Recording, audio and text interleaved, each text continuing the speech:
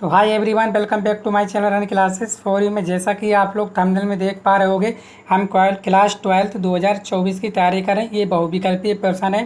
पहला पार्ट हम कर चुके थे, आज हमारा दूसरा पार्ट है। ठीक है, अगर आपको क्लास अच्छी लगे तो वीडियो को शेयर जरूर कीजिएगा और चैनल पर पहली बार आए तो चैनल को सब्सक्राइब करके जरूर कीजिएगा, क्योंकि 2024 का आपका एक भी नंबर नहीं कटने वाला है। तो सातवां सवाल आज हम करेंगे। एक वर्ग के दो विपरीत कोणों पर आवेश कैपिटल क्यू रखे हैं, दूसरे दो विपरीत कोणों पर आवेश स्मॉल क्यू रखे हैं। यदि किसी क्यू कैपिटल क्यू पर नेट विद्युत बल शून्य हो तो Q capital Q by small Q बराबर हैं। तो option A -1/√2, option B -2√2, option C -1, option D 1। ठीक है, 2017 में आपका आया हुआ सवाल है।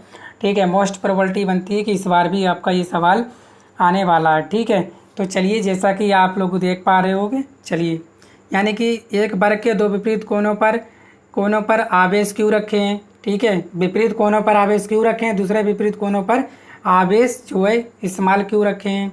यदि किसी क्यू पर नेट विद्युत बल शून्य हो तो क्यू बाई क्यू बराबर होगा। ठीक है, चलिए हम लोग करेंगे। सबसे पहले हम लोग इसका क्या बनाने वाले हैं, चित्र। ठीक है, चित्र बनाने वाले हैं इस तरह से। वर्ग है, वर्ग जानते हो, वर्ग की चारों भुजाएं क्या होती हैं, बराबर होती हैं, आप सभी जानते हो। ठीक है, हम बताने की ज़रूरत नहीं, क्योंकि आप लोग क्लास 12 में आ चुके हो। आपने 9th में भी पढ़ा होगा, 10th में भी और 11th में भी पढ़ा हुआ है। ठीक है, और क्या है, वर्ग के विपरीत कोणों पर आवेश कैपिटल क्यू रखे हैं। ठीक है, सबसे पहले आप चेक कर लीजिए, ये ए कोना मान लीजिए और ये वाला बी मान लीजिए और ये वाला आप सी मान लो और इसे क्या मानोगे, डी।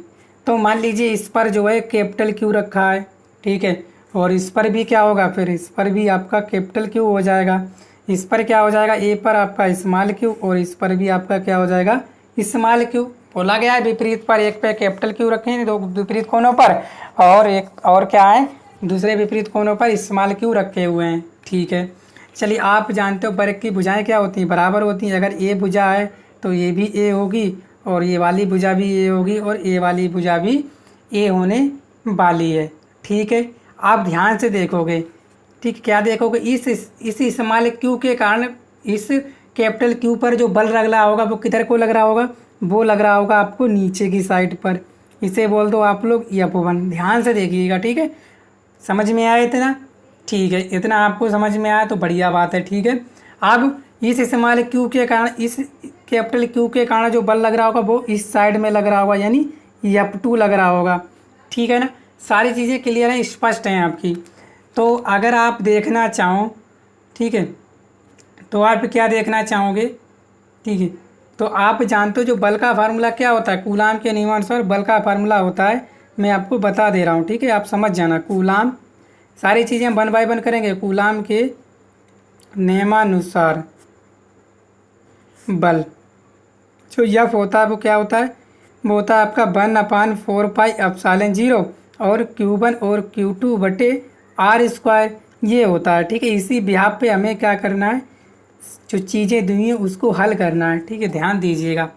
ठीक है, चलिए, अब देखिए ये बल देखो, इस स्मॉल क्यू और इस कैपिटल क्यू के कारण जो बल लग रहा है वो नीचे की ओर लग रहा है। तो आपका F1 कितना हो जाएगा, क्योंकि बहुविकल्पीय प्रश्न है। ठीक है, थोड़ी लिखने की ज़रूरत नहीं है। F1 कितना हो जाएगा, वो हो जाएगा आपका 1/4πε0 और आपका क्या हो जाएगा, इस स्मॉल क्यू और कैपिटल क्यू और बटे R²। का ये बीच की दूरी कितनी है, A²। ठीक है, A² हो जाएगा। समीकरण इसे 1 मान लीजिए। इसके बाद इसी प्रकार, ठीक, इसी प्रकार क्या हो जाएगा आपका F2 कितना हो जाएगा, वो भी हो जाएगा आपका 1/4πε0। इधर लग रहा है ना F2, तो क्या हो जाएगा आपका Q और स्मॉल क्यू कैपिटल क्यू और बटे A², समीकरण नंबर 2। ठीक है, इतनी सी बात आपको समझ में आ गई होगी। क्लियर? अब देखो, ध्यान से आप देखना, अगर ये बल इधर की ओर लग रहा है F2 और F1 इधर को लग रहा है, तो इसका जो परिणामी क्या होगा, यानी कि परिणामी जो आपका क्या होगा बल, परिणामी बल किधर लगेगा, वो आपका इधर लगेगा, जिसे हम लोग बोल देते हैं EFR। ठीक है, यानी कि जो फोर्स है रिजल्टेंट किधर लगेगा, नीचे की ओर लगेगा। ठीक है, चलिए, ये हम मान लीजिए क्या है, ये आपका क्या है, इसे मान लो F3 मान लो। एफ थ्री नीचे की ओर लगेगा। ठीक है, इसका परिणामी क्या होगा, ये वाला यहाँ से जो परिणामी होगा वो होगा आपका एफ आर, और नीचे की ओर जो बल लग रहा है यानी कि कैपिटल क्यू और कैपिटल क्यू के कारण बल लग रहा है जो एफ थ्री, वो कहाँ लग रहा है आपको, नीचे की ओर लग रहा है। ठीक है, ध्यान दीजिएगा, समझ में आ गया इतना। अब देखो, अब ये वाली दूरी कितनी हो जाएगी, ये आपका क्या है, कर्ण है। ठीक है, आपने पाइथागोरस प्रमेय पढ़ी होगी क्या सर, कर्ण का स्क्वायर बराबर आधार स्क्वायर प्लस लंबी स्क्वायर। तो ये वाली दूरी कितनी हो जाएगी, तो ये वाली दूरी हो जाएगी आपकी √2a। ठीक है, ये वाली दूरी हो जाएगी √2a।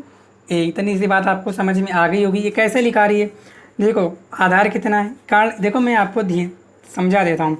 देखो कर्ण का स्क्वायर बराबर आधार का स्क्वायर प्लस लंब का स्क्वायर, कर्ण का स्क्वायर हमें निकालना है। ये कर्ण ही तो है, आधार कितना है आपका ए प्लस आधार कितना ए स्क्वायर। तो आपका जो कर्ण का स्क्वायर कितना हो जाएगा, वो हो जाएगा आपका 2a²। अब कर्ण बराबर कितना हो जाएगा, बोलोगे √2 और a का पूरा आ जाएगा। तो ये आगे हमने यही रख दी। ठीक है, समझ में आ गया। चलिए, तो यहाँ से जो आपका क्या हो जाएगा, ठीक है, तो f3 कितना हो जाएगा आपका, ठीक है f3, तो f3 हो जाएगा आपका क्या 1/4πε0 और क्या है कैपिटल Q और गुणा क्या हो जाएगा, गुणा कैपिटल Q बटे √2a पूरे का होल स्क्वायर, है कि नहीं। चलिए ये वाला रख दी, क्योंकि ये r² होता है। तो यहाँ से जो f3 आ जाएगा वो आ जाएगा 1/4πε0 Q² बटे 2a²। ठीक है, इतना आ जाएगा आपका, क्लियर हुआ। ठीक है, अब एक बात बताइए, यहाँ ऐसे देखोगे परिणामी क्या हो जाएगा, परिणामी बल, यहाँ से देखो परिणामी बल क्या हो जाएगा, परिणामी हो जाएगा आपका √f1² plus f2² plus 2f1 और f2 और कोस थीटा, यानी इनके बीच का कोण कितना है, थीटा मान लो। ठीक है, तो परिणामी कितना हो जाएगा आपका, परिणामी बल कितना हो जाएगा।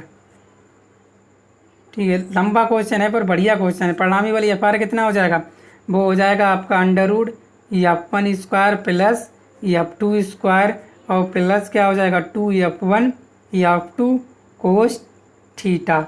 ठीक है, यहाँ पे देखो थीटा कितना है, थीटा आपका 90 डिग्री है। ठीक है, तो लिखोगे थीटा = 90 डिग्री।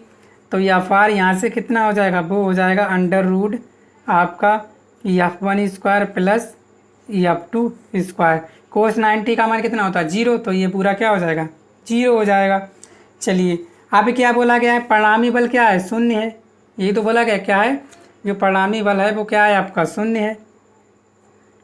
ठीक है, परिणामी बल जो है वो क्या है आपका, शून्य है, यही बोला गया प्रश्न में। ठीक है, तो क्या हो जाएगा आपका एफ आर प्लस f3 बराबर क्या हो जाएगा, 0। ठीक है ना, यही तो बोला गया, परिणामी बल क्या है, शून्य है। ये लिखा, यदि किसी के ऊपर नेट विद्युत बल क्या है, शून्य है, तो हमने बोल दी किसी पर भी है। ठीक है ना, पर किसी के ऊपर नेट विद्युत बल क्या है, यानी कि परिणाम, नेट मतलब क्या होता है, परिणामी जो बल वो क्या है, शून्य है, तो Q/Q काम है बराबर वहीं किस मान बताना है। ठीक है, सारे मान आप लिख रख दीजिए। एफ आर का मान कितना है, तो एफ आर का मान अभी निकाला है क्या, f1² प्लस f2² और प्लस f3 बराबर 0। क्लियर हुआ इतना, सारे मान रखेंगे हम लोग। ठीक है ना, चलिए सबसे पहले आप क्या रखोगे, सबसे पहले आप क्या रखने वाले हो, ठीक है, ध्यान से देखिएगा। ठीक है, तो रख दीजिए। ठीक है, ध्यान से देखोगे। अब यहाँ पे आप क्या देखने वाले हो, आप देखने वाले हो कि जो f1 है वो f2 के बराबर है। देखो ये भी f1 है, f1 और ये क्या है f2, दोनों आपस में क्या है, बराबर हैं, है कि नहीं। यानी ऐसे लिख सकते हो कि f1 बराबर हैं आपके f2, हमने बता दिया क्यों है। तो क्या हो जाएगा आपका, ठीक है, तो आपका हो जाएगा √ यानी कि f1² प्लस f2² और प्लस f3 बराबर 0। ठीक है, ये कितने हो जाएंगे, ये हो जाएंगे आपके √2f1², क्योंकि आपके क्या ये बराबर है कि नहीं, f1 बराबर आपका f2 है, तो ये कितने हो जाएगा, ये f1 ये क्या हो जाएगा, f1 हो जाएगा, तो आपका 2f1² हो जाएगा। ठीक है, और प्लस f3 बराबर 0। यहाँ से आपका बाहर निकल आएगा क्या f1, तो क्या हो जाएगा f1 √2 प्लस 3 बराबर 0। ये F1 का मान रखो। तो ये F1 का मान अभी हमने निकाला क्या F1 का मान था 1/4 पाई एप्सिलॉन 0, और आपका क्या था कि स्मॉल क्यू कैपिटल क्यू बटे a², और ये है आपका √2। और प्लस में F3 का मान कितना निकाला था, हमने निकाला था 1/4 पाई एप्सिलॉन 0 और q² बटे क्या था आपका 2a² बराबर 0। ठीक है, यही था F1 का मान और ये था आपका F3 का मान। ठीक है, यहाँ पे आपका क्या का मान है, यहाँ पे का मान है आपका 1/4 पाई एप्सिलॉन 0 और क्या का मान है आपका कैपिटल क्यू और बटे क्या का मान है a²। ये का मान है। यहाँ कितना बचेगा आपका q√2 और प्लस यहाँ से आपका क्या बचेगा, यहाँ से बचेगा आपका कैपिटल क्यू और बटे 2। ठीक है, और बराबर कितना हो जाएगा आपका 0। तो ये इधर जाएगा, सॉरी 0 हो जाएगा। ठीक है, तो यहाँ क्या बचेगा आपका q√2 प्लस q/2 बराबर 0। ठीक है, चलिए इतना सी चीज़ समझ में आ गई। अब क्या करोगे, ठीक, अगर आप लिखना चाहो तो q/2 बराबर क्या हो जाएगा -q और √2 हो जाएगा। ये प्लस का जरा माइनस को हो गया।